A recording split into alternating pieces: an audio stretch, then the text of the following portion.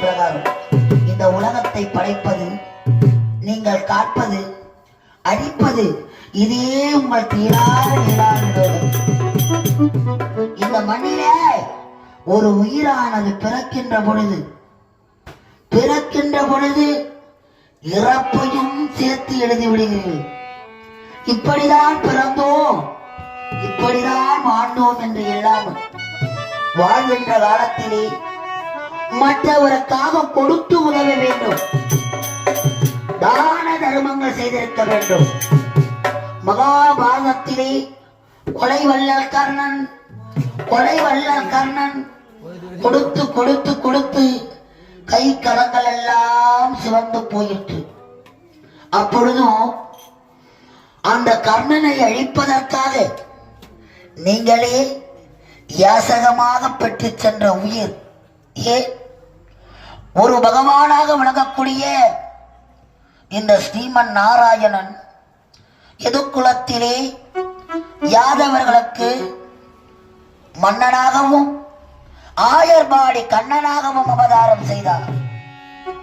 அந்த கர்ணனை அழிப்பதற்காக கவச குண்டலத்தை பெற்றார். உயிர் போன்ற தருவாயிலும் செய்து கொடுத்த தான தர்மத்தின் பிரகாரம் அவனது உயிரானது போகவில்லை. செஞ்சோட்டு கரண்டிற்கு சேராத இடம் சேர்ந்து வஞ்சத்தில் விழுந்த கர்ணன் மீண்டும் உயிர் பெற வேண்டும் என்பதற்காக, ஆண்டவா, நீ செய்த லீலைகள் பகவத்கீதையை நமக்கு உபதேசம் செய்தார். தருமத்தின் வாழ்வதன்னை சூது கவும், தருமம் மறுபடியும் வெல்லும் எனும் இயற்கை மர்மத்தை நம்மாலே உலகம் கற்கும். வழி தேடி விதி இந்த செய்கை செய்தார்.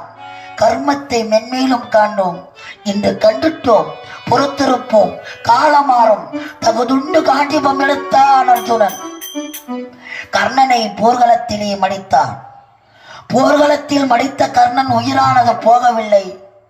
யாசகமாக சென்று கர்ணன் செய்த தான தர்மத்தை யாசகமாக மன்றிட்டு கொண்டு வந்தாயே, அந்த கர்ணனுக்கு எப்படி மோட்சம் கொடுத்தாயோ?